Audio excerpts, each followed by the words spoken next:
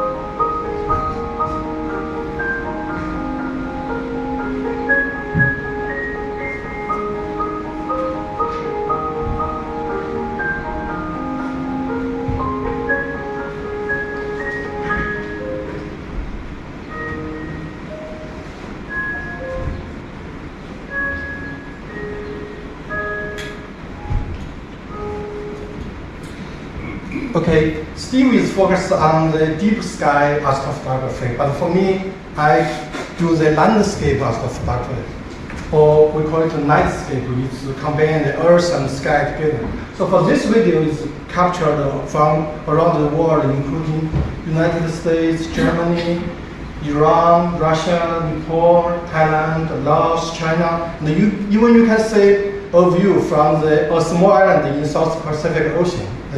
The southern Milky Way is right above the Moa in Easter Island. So for October, this month is really busy for me because there's full of wonder of the sky, celestial winds. And 7 days ago, I was at Tibet. So I captured this photo at more than 4,400 meters above sea level to capture the comet Zijinshan R-class. And it's another view from Mountain Gongda, so some of the peaks have already more than 7,500 meters.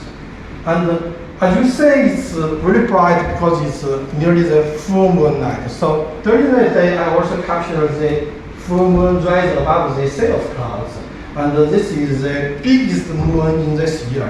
And you can also see the color of the shadow of the Earth and the belt of Venus at that time. And in the early October, you may see the aurora. Anyone see it? Yeah. New Zealand, I think, is really cool. And during that time, I was at Heilongjiang, the northeast of China, to capture this view. And it's another photo from Inner Mongolia with the aurora and the Big Dipper together. So for my interest, I always try to capture the landmark of China and the landmark of the world at night. So this is the view of moon, planet, and star trails above the Forbidden City in Beijing, in the city center. And let's go to the west side of China during the ancient Silk Road, which connected China to Middle East and Europe. And here is the view of the World Heritage Site in Mogao Cave. I put my camera here and captured. This is the first photo of the Buddhism painting with the Milky Way, and you can also see the Andromeda galaxy. And Dunhuang is a historic city, but it's also benefit for the new green power. This is the world's biggest solar power plant in Dunhuang. There are more than 12,000 mirrors which reflect the sunlight to the center. And I try to do something unique at night. So let's say another video, the cosmos in reflection captured in this region.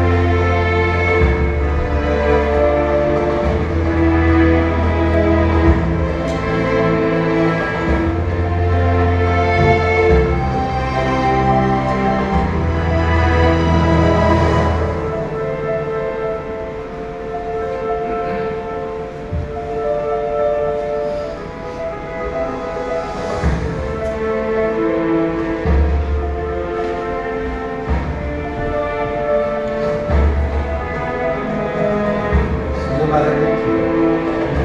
And that's Jupiter.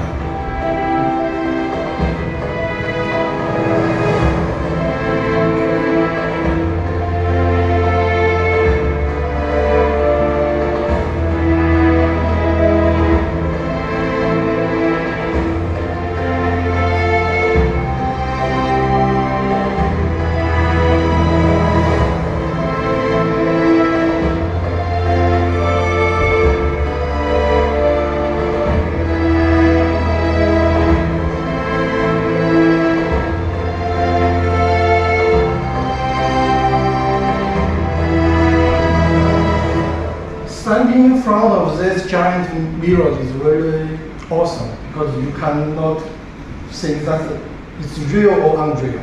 The stars, Milky Way, star cluster, nebula reflected on the mirrors. It's really incredible. But one of my most favorite photos is this one. So it's a star shells image that you can see what is reflecting on the surface. It's similar, maybe it's on the something like the surface of the planet Jupiter. Okay, let's go to the east of China and in Kaiba County. And it's in the Yangtze River Delta, so light polluted place. But the west side, there are some mountain range. The local people try to protect the night there. So I captured this photo before and after they close the light. And I try to submit this compared photo to NASA's airport. And thanks to Connie Walker, he suggested me to use the new name, Turn on the Night, for better understanding and in the future better reduce light pollution. So this photo was published on airport at the day of International Day of Light. So most of these photos and videos are captured by camera and tripod. It's very simple, not very difficult. But I try to do something more, and I try to use the HDMI connect the camera and the computer or the live stream box. So let's say something different. Here is the view with this in my live stream for the person meteor show last year in the Mongolia. Let's see.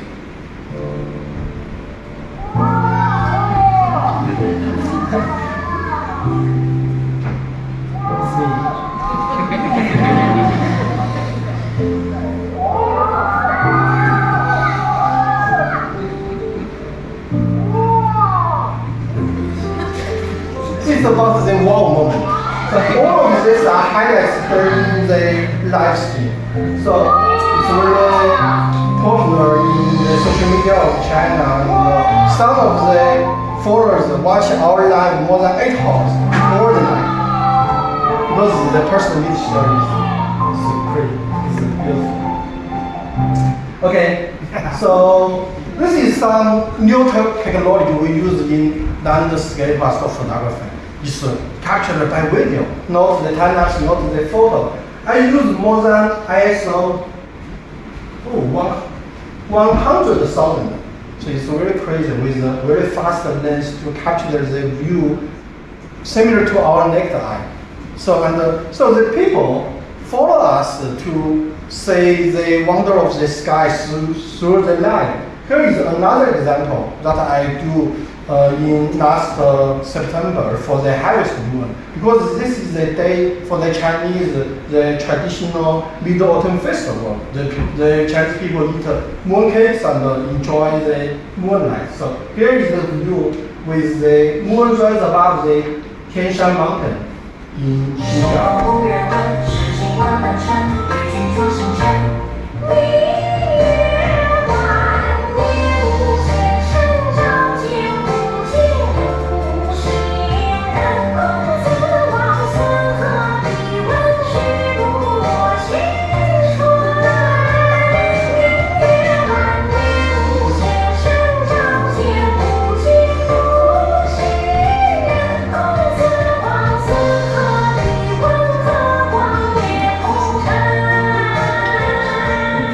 So for this live, I do something not only for the Mid-Autumn Festival, it's also for the traditional Chinese culture, because since the view was written in a poem by Li Bai, thousands of years ago in Tang Dynasty, and I repeated the view that the ancestors say, so it's very popular in the social media of China.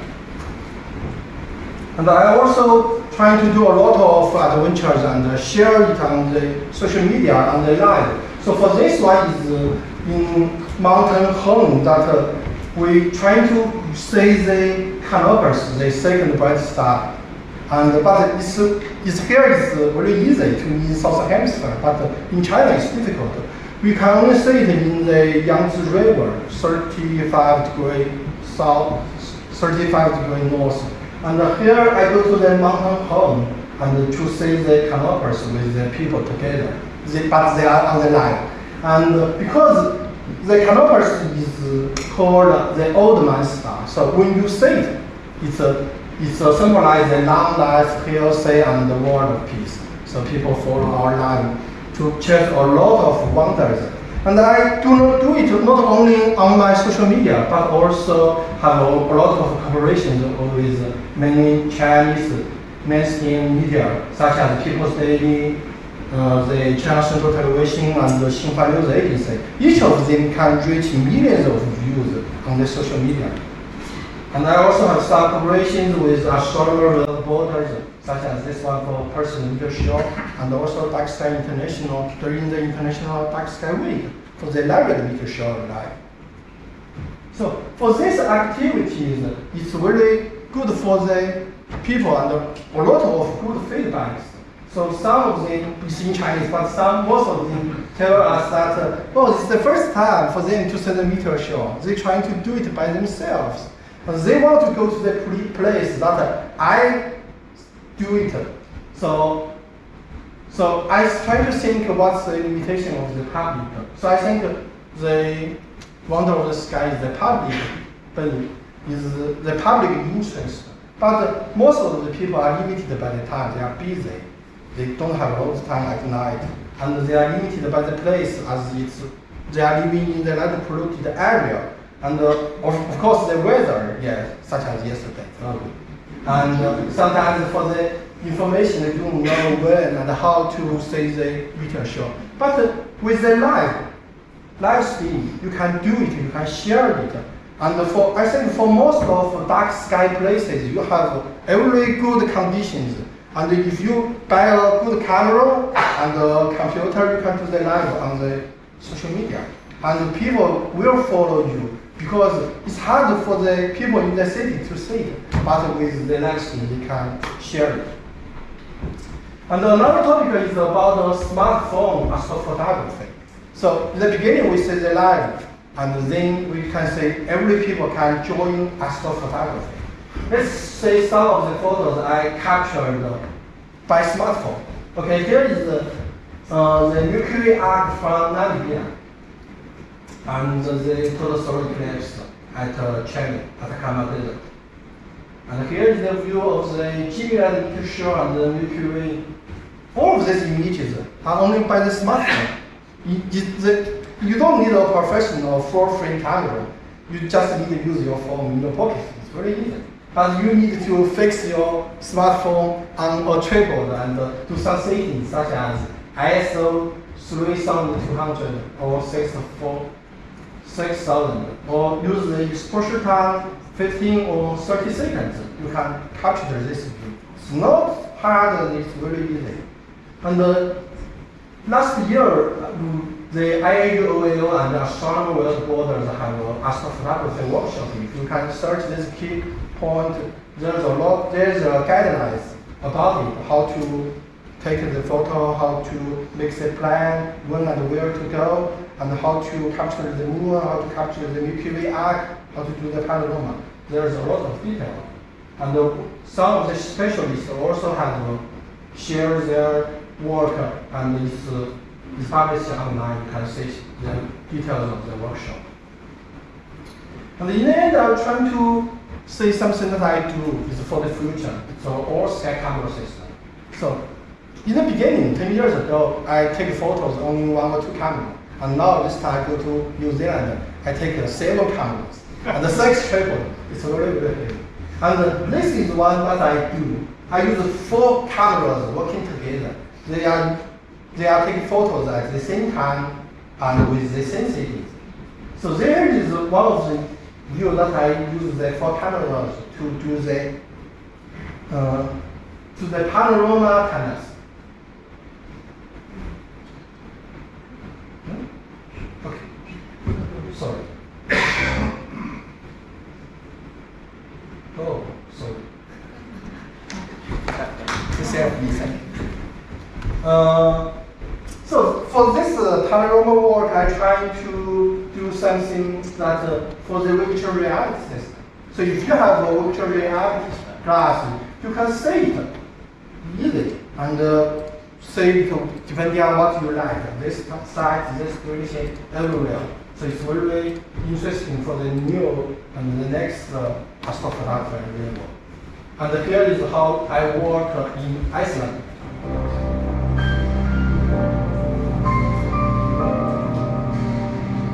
So you can see the view depending on what you like.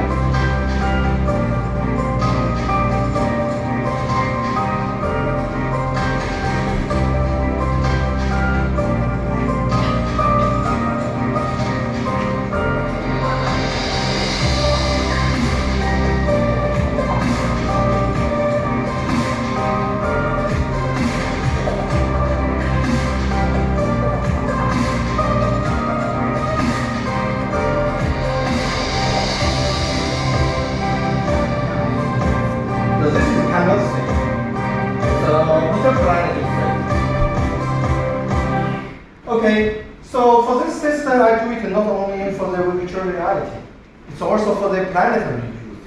And so it can get 8K quality full down video, so it's very, very, very high.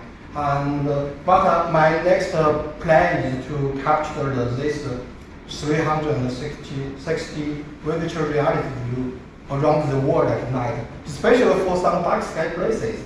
And it's not only for the photography side, it also can be the education side. So maybe in the future we can do a full-down movie to show the dark sky places around the world and show it on the planetary. So that's part of my plan. Okay, thank you so much.